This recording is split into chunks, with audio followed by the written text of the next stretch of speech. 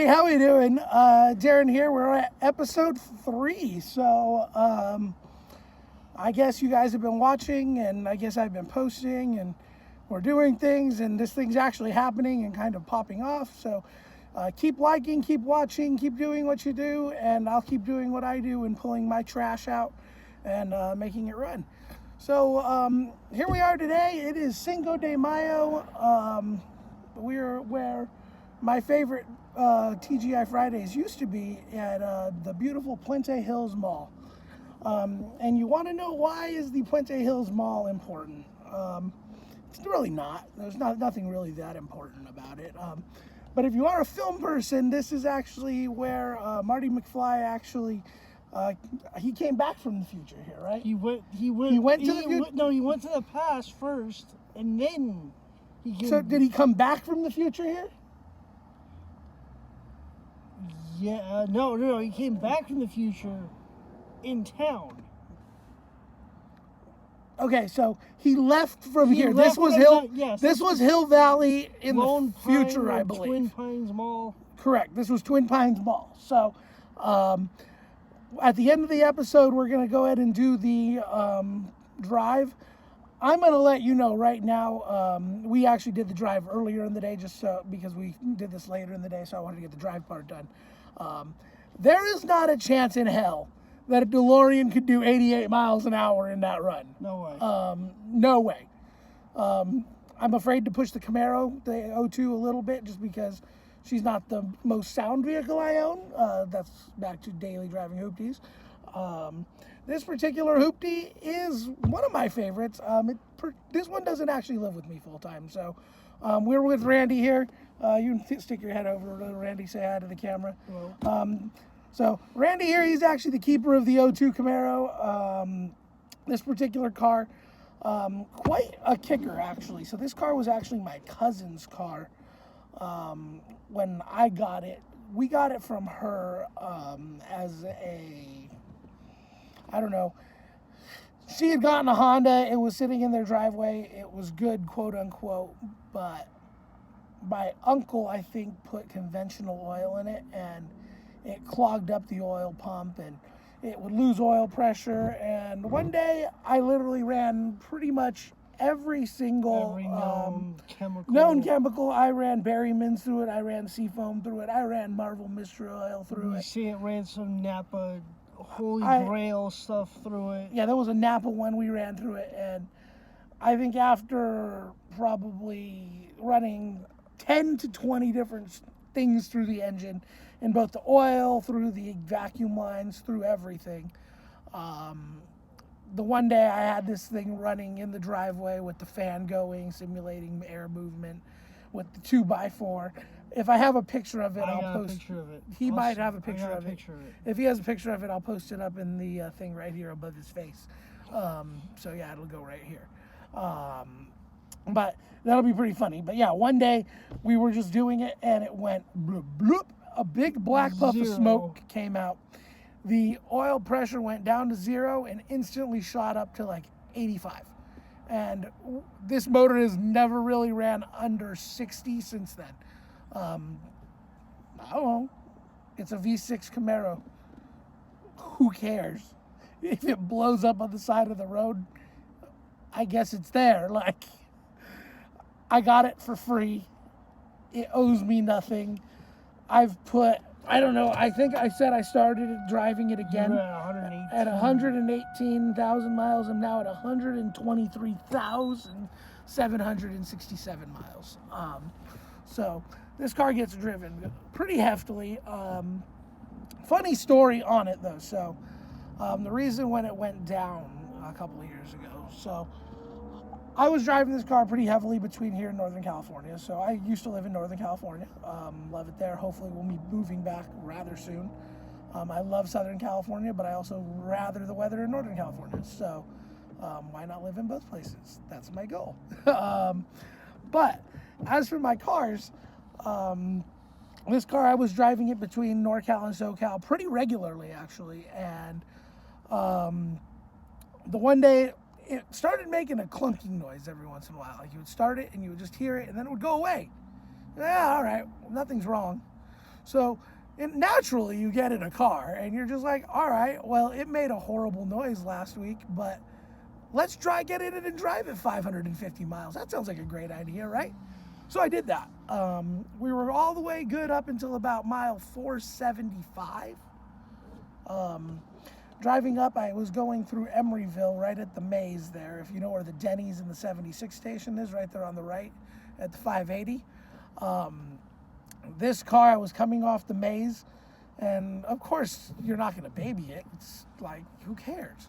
So I'm getting into it under that right turn off of the 580 onto the 580, because you go into the city onto, I think they're calling that 101 at that point already.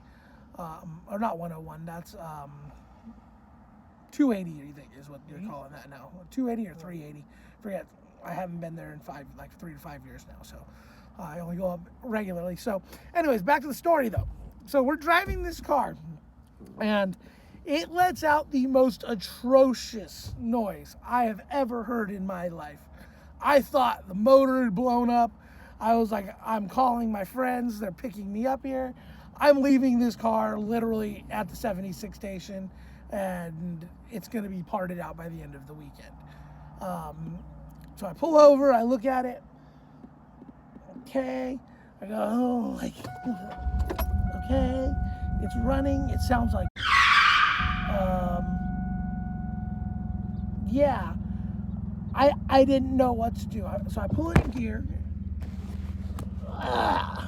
So I pull it in gear, and literally it goes in gear. So I'm like, all right, well, natural thing to do is just keep on driving. So it sounds horrible for the next probably, I don't know, 20 miles, up until right about like mid-Marin, maybe the Novato county line right there at Sonoma County. And it goes away. Sound goes away completely. And I'm like, okay, we're back in service. Chilling car's good, I guess. I don't know what's going on, but whatever. So I drive like that. I put another almost 1,000 miles on it that weekend. My final thing that I'm doing that weekend is I'm going to the Long Beach Grand Prix of Sonoma. It's the season finale, and I take this car. And literally, the morning to leave, it makes the horrible noise again. I'm like, oh my God, like, this is a horrible idea. So I go to the racetrack, make it to the track, watch the race. Race gets out right around this time. It was like 6:30, and I was gonna bomb home. So I literally get out to the car at 6 o'clock. I turn it on, it starts. The noise is there, but it's not as atrocious right now. So I'm literally sitting in the car, and I'm like, car, can we please just make it home? And I promise you, I will look and see what's wrong with you. I promise. And literally, I get in the car, and I drove problem-free from Sonoma Raceway essentially to this parking lot. I live very close to here. And problem-free. Parked the car. We were actually going to Hawaii on vacation, so like 2 days later, I was going to take the car to my grandma's house. No, that violated what I told the car. So I go to pull the car out of my driveway and literally make it probably about 150, 200 feet out of my driveway. And the final bolt that's connecting the flex plate to the torque converter finally flies out of the transmission. At this point, I'm thinking, okay, the transmission's bad, clutches are probably slipping, like, because what it did, it felt very weird. It felt like the transmission exploded. So I start pulling the transmission apart. So here's my hindsight and my little bit of wisdom that I do want you to listen to. When you're working on transmissions, start from the front and work backwards, people. Because I could have saved myself a world of hurt if I had just pulled the front of the stuff off first. Obviously, on this car, it's a little bit of a nightmare, so some of the back stuff had to come off. But just work from the front backwards, and it'll really help you in life. So anyways, that's what wound up being my problem. The torque converter bolts actually had backed out because the people that had worked on this car before didn't put any Loctite on the bolts. So I have 3 bolts, had 2 bolts that came out. I thought the third one had been chewed up.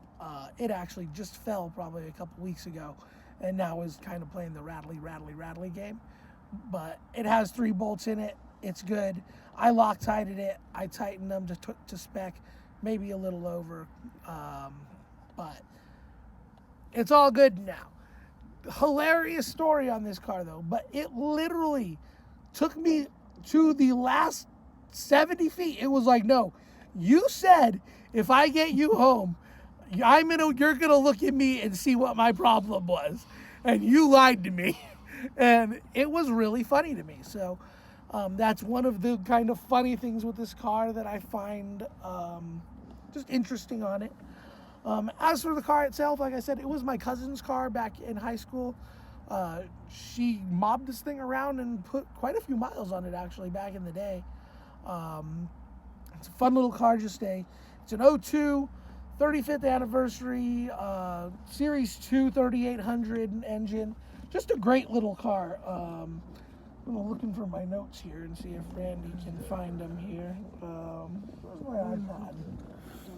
So, I got a couple of numbers for you on this car, actually. So let's go through those really fast. And let's take a look here. By the way, it is scorching here in Southern California on Cinco de Mayo. Yesterday, the 4th was with you. Feliz de Cinco de Mayo, I guess. I don't know. Happy Cinco de Mayo. Let's just enjoy it. Quarantine Cinco de Mayo. Enjoy your tequila inside, people. Social distance. Hear me ramble about my crap. It's always fun. Yeah.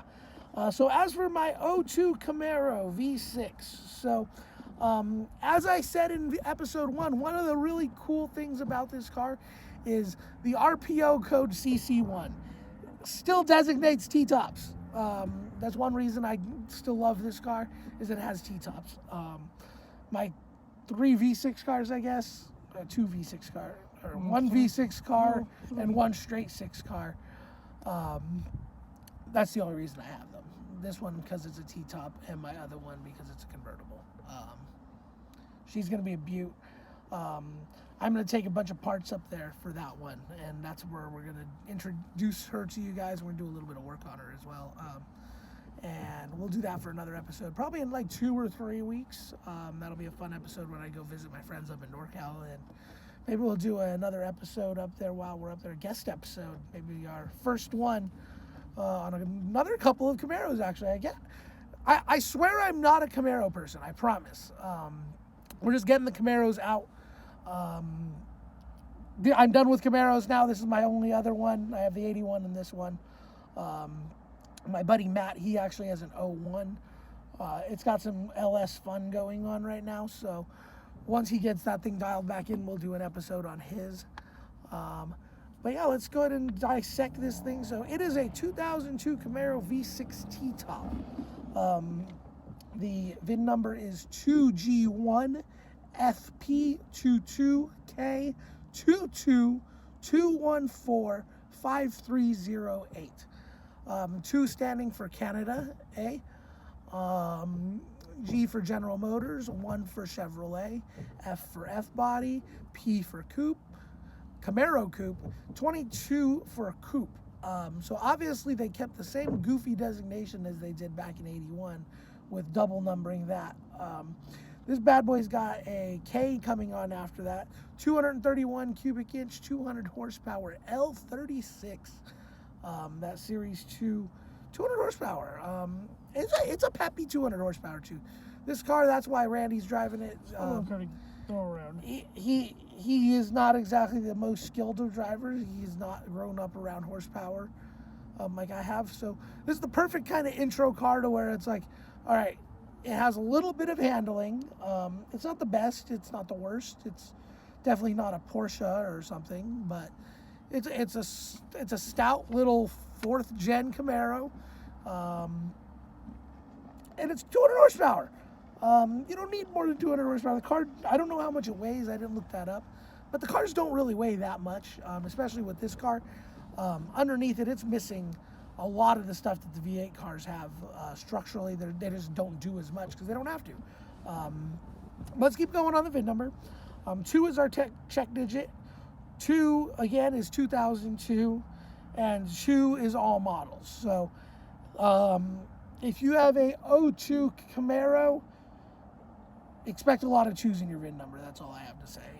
That's just kind of how it is on these. And then 145308 is the car production number, again at the plant. So still kind of follow that.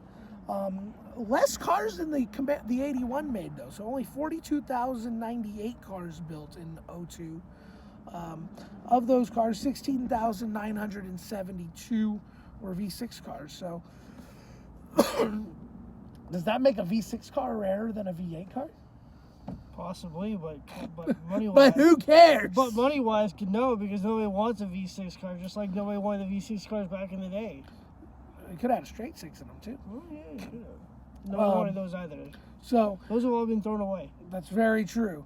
A lot of these have been thrown away too. This is actually a pretty clean example of this car, guys. I don't know. This one I might part with. Trade me something. Talk to me. Comment. Email. Reach out. Let's make a deal. I got this. I got a Benz that I would be willing to sell. Maybe a truck. Stock? I don't know. What other kind of episodes do you want to do? I do kind of want to do a Porsche. I'm not going to lie. The more I watch things on Porsches, I think I want like a 04, 03 911. That might be kind of a fun little car. But who knows? We'll see. But let's keep going on this Camaro. So like I said, 16,972 were V6 cars. 5,914 were made in this light pewter metallic color that you'll see. And 11,461 were made with the Ebony Congo Lexington cloth interior. One thing I love about this car is the cloth interior. I actually think it's a more comfortable interior than the leather one that my buddy has in the SS. It's personal preference. As for kind of the random things this car has, so it does have 2,412 have the Y87 package. 4,985 have the Y3F Sport Appearance package. 24,071 have T-tops. And 29,034 have an automatic transmission. This car actually has federal emissions, but of those cars in those years, 5,224 of those cars had a California-only YF5 RPO code. So if you have one of those cars, that car actually probably is a little bit rare because it is just for California. So kind of an interesting thing. California breaks everything with emissions, by the way. And just a fun fact, this was kind of the last car, so up until the 2010 generation. So obviously rebooted the car as a concept to the Transformer movies, but took them a very, very long time to bring the actual production car to market. Yeah, the concept came out in 06 is when they debuted it. Wow. So yeah, it took them another 4 years to get that car to market. I remember they wanted it for 09, but they just couldn't get it to go for it. Another real cool thing about this car randomly is you could make jokes on it, but no one tire fires here. We got 342s with a posi, and I can confirm that it does light them both up back there. So you can make fun of it for being a V6 and sounding like a fart can, but hey, it's a fun fart can. Randy has fun at his fart can. My 81, it's more of like a whole bunch. It's like a Mustang, I guess. It's got a whole bunch of noise, but a whole lot of no go nowhere. Got that 39.6 horsepower in there. And a 37.5 cubic inch motor. Yeah, Jesus. But yeah, that car is definitely a fun car. This car is definitely equally as fun. So I'm going to go ahead and stop psycho babbling like I always do. And let's go ahead and hop outside of this car. We're going to do a walkthrough. And we'll do a go through and finish this episode up with a drive around the parking lot with Marty McFly did Back to the Future. So I'd love to have a DeLorean. If anybody has a DeLorean they want to trade for a wonderful Camaro, I'm joking. Obviously, you don't want my Camaro, but if you have a hoopty clapped out DeLorean, I might be interested. I've been thinking about doing an LS or an LT swap into one of those. I have a couple of extra motors laying around now, so might be a fun thing to do. I don't even know what you would use as a transaxle, like maybe Fiero. All right, guys, here we are again. I got the Camaro all opened up, so do a little walkthrough on it. So, as I said, this car has the cloth interior. Quite clean cloth interior at that, by the way. As you can tell, does need to be vacuumed, but all in all, just a really pretty nice, clean example of this car. Sorry, my allergies is acting up crazy. The wind picked up here, and the world is alive around me. But yeah, pretty nice. Nice day. It's beautiful here. No one in the parking lot. Kind of bizarre. But one thing I love about this generation of Camaro is the T-tops. They latch in back here. That was like a really cool thing. Versus like my 81, they're just rocketing it around back there. One thing this car has the stupidest thing on is the fuel pump. The fuel pump lays right in this area. Just to give you a better idea. Randy, give us an idea of where that is. Right about here. So right about there, that fuel pump lays. So yeah, basically take up the car. Well, so the proper way that General Motors recommends you take this out is they recommend you remove your wheels, remove the rear end, and then you can get it out. And no, you cannot just lower the rear end down. The problem is when the great folks at General Motors made this gas tank, this filler neck here is actually made of metal. So you have no flex whatsoever from the tank to the neck. So you literally have to take the entire rear end out because you can't drop it down. So what the right way to do it is you go ahead and take a side grinder and you cut a giant hole in the back here, and you change your fuel pump through the floor. That's what I did. I was not spending that kind of time and that kind of effort on a V6 Camaro. It just was not happening. I am sorry. Another common thing that these Gen 4s people don't tell you about is these rear lights. They fill up with water like no other. So if you're in a place and have original taillights, if it rains a lot, make sure you get those taillights covered up when it's raining, because if you don't, you're going to have a nightmare of a time with that. And this car is a little bit different to the other cars, the earlier generation with the LT cars. This is the true catfish version.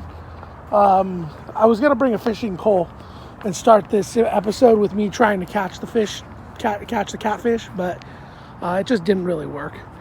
But kind of a funny thought, right? Comment or like that if you think it was funny, because I thought it was funny. But yeah, that's my 02 Camaro wannabe Z28, I guess. It looks like a Z28.